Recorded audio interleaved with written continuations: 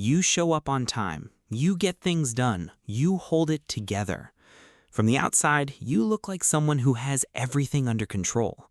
But on the inside, there's this constant hum, this low-grade noise that never fully goes away. A voice that's always asking if you did enough, said the right thing, prepared for every possible thing that could go wrong. You're not falling apart, you're functioning. You're actually functioning really well. And that's exactly why nobody, including you, ever suspects that what you're living with is anxiety. What high-functioning anxiety actually is. High-functioning anxiety isn't a clinical diagnosis. You won't find it in any medical textbook, but millions of people live inside it every single day. It's the version of anxiety that doesn't look like anxiety from the outside. No panic attacks in public, no missed deadlines, no obvious signs that anything is wrong. Just a person who appears capable, composed, and on top of things, while internally running at a level of tension that most people would find exhausting. The cruel irony of high-functioning anxiety is that the anxiety itself is often what drives the high-functioning. The worry about failing is what makes you over-prepare. The fear of judgment is what makes you over-perform. The discomfort of uncertainty is what makes you over-plan. So the anxiety looks like success, and because it looks like success, it goes completely unaddressed for years, sometimes decades. You overthink everything, including this. Not just big decisions, small ones too. What to reply to a text, whether your tone came across right in an email, whether that look on someone's face meant something, whether you said the wrong thing in a conversation that ended 3 days ago. Your brain is constantly running a background analysis on everything, not because you want it to, but because it won't stop. It's scanning for problems, threats, social missteps, and possible futures simultaneously. And here's the specific thing about high-functioning anxiety overthinking. It doesn't feel like spiraling. It feels like being thorough, like being responsible, like due diligence. You're not catastrophizing, you're just making sure. You're not anxious, you're just careful. But when making sure never actually leads to feeling sure, that's the tell. That's the loop that never closes. You're always waiting for something to go wrong. Things are going well. Genuinely well, and somehow that makes you more nervous, not less. Because people with high-functioning anxiety don't trust good periods. The calm feels like a setup. The success feels fragile. The happiness feels like something that could be taken away any second if you're not careful. So even when life is objectively fine, there's this low-level bracing happening, like you're standing in a doorway during an earthquake that hasn't started yet. Psychologists call this anticipatory anxiety. Your nervous system has learned to stay activated even in the absence of a real threat, because what if something happens and you weren't ready? The problem is a nervous system that's always braced never actually gets to rest, even in the good moments. You're a high achiever driven by fear, not passion. This one stings a little, but it's one of the most important signs to understand. From the outside, you look motivated, driven, productive. You get things done, you hit your goals, you show up. But if you're honest about what's actually fueling you, it's not excitement, it's dread. It's the fear of what happens if you don't show up, the discomfort of falling behind, the anxiety of being seen as someone who didn't try hard enough. High-functioning anxiety turns fear into fuel, and fear-based fuel works for a while. It gets you places, it builds things, it produces results. But it comes at a cost, because achieving something out of fear doesn't feel like winning. It just briefly reduces the anxiety, until the next goal appears and the fear refuels and the whole cycle starts again. You're not chasing success, you're running from failure, and those can look identical from the outside. Sign number 4, you struggle to do nothing. Relaxing should be easy. It is for some people. For someone with high-functioning anxiety, genuinely doing nothing feels almost physically uncomfortable. You're watching a movie, but you're also thinking about what you should be doing instead. You're on vacation, but you're mentally cataloging everything waiting for you when you get back. You sit down to rest, and your brain immediately generates a list. This isn't drive, This isn't ambition. This is your nervous system not knowing how to downshift. For high-functioning anxiety, stillness is often where the anxiety surfaces most loudly. When there's no task to hide behind, no achievement to focus on, no productivity to point to, the underlying tension has nowhere to go except your awareness. This is why so many high-functioning anxious people fill every gap.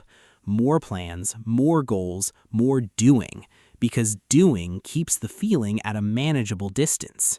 Sign number 5, you people please without realizing it. You say yes when you mean no, you smooth things over instead of speaking your truth, you adjust your energy, your words, your opinions based on who you're around almost automatically. And it doesn't feel like a choice. It feels like social awareness, emotional intelligence, being considerate. But trace it back to the root, and what you often find is this. The anxiety about conflict, disapproval, or being seen negatively is so uncomfortable that avoiding it became a default strategy. People-pleasing in high-functioning anxiety is a regulation tool. Keep everyone comfortable, keep the environment predictable, keep the risk of rejection low. It works until you realize you've built a life that keeps other people comfortable at the cost of your own authenticity. Sign number 6.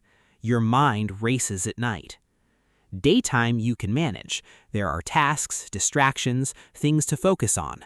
But the moment your head hits the pillow and the external input disappears, your brain finally has the quiet it needs to catch up on everything it was holding. The conversation from this morning, the email you haven't sent, the decision you've been avoiding, the thing you said 3 years ago that randomly resurfaced, all of it. High-functioning anxiety is often perfectly masked during the day.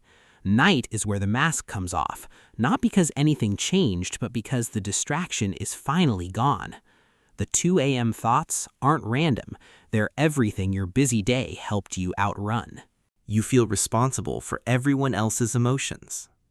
Someone is quiet in a group chat, you assume you did something wrong. A friend seems off, you spend energy trying to figure out if it's about you. Someone gives you neutral feedback.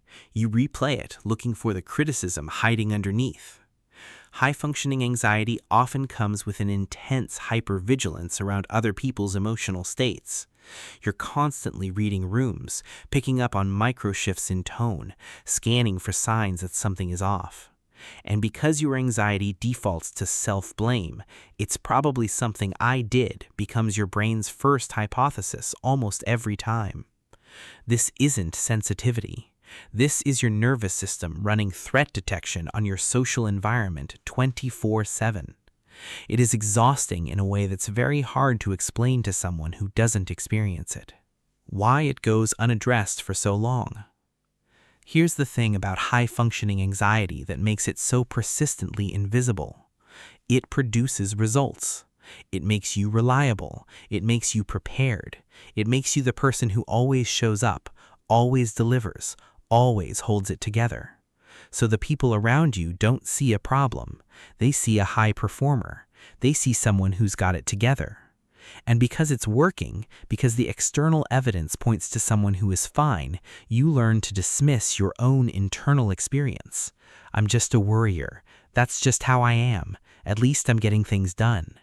You stop questioning whether the level of internal tension you're carrying is actually normal or healthy, because the outcomes feel like proof that it must be fine. It's not fine. It's just functional. And those are very different things. What you can actually do. You can't think your way out of anxiety. You already know that. You've tried. But you can start making the invisible visible. Name it when it happens. When the anticipatory dread kicks in. When the people-pleasing reflex fires. When the nighttime racing starts. Just name it out loud or in your head. That's the anxiety. Not I'm anxious, which fuses it to your identity. Just that's the anxiety doing its thing. That small separation creates space between you and the loop. Schedule your worry. Give your brain a container, 15 to 20 minutes a day, where you deliberately sit with what's bothering you. Write it down, process it.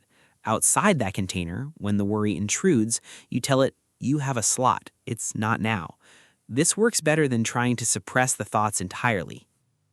Practice doing nothing on purpose, not as a reward, not when you've earned it, as a deliberate practice. Sit without a task for 5 minutes. Let the discomfort be there. You're not fixing it. You're teaching your nervous system that stillness isn't dangerous. Get honest about what's driving you. For each major goal or commitment in your life, ask yourself honestly, is this driven by something I want or something I'm afraid of? You don't have to immediately change anything, just start seeing the fuel clearly. Awareness is always the first move. Conclusion. High-functioning anxiety is one of the most common invisible struggles in the world right now. You look fine. You are functional. You are achieving things. And underneath all of it, your nervous system has been running on high alert for so long that it's started to feel like your personality. It's not your personality, it's a pattern, and patterns can change. You overthink not because you're weak, but because your brain learned that thinking harder might prevent something bad from happening. You overachieve not because you're ambitious, but because your nervous system found that performing kept the anxiety at bay. You can't relax not because you don't want to, but because your nervous system never got the memo that it was safe to stop bracing. That's not a character flaw. That's a brain that's been trying to protect you, just a little too hard for a little too long. Here's what I want you to do right now. Go back through these 7 signs. Pick the one that felt the most like someone reading your journal. Write it down. Just acknowledge it honestly. That's it. That's step 1. Because the version of you that finally gets some peace isn't the one who figured out how to hide the anxiety better. It's the one who finally stopped pretending it wasn't there. Subscribe to Inner Clarity. New video every week. And if this one hit, share it with someone who needs to hear that being functional doesn't mean being fine.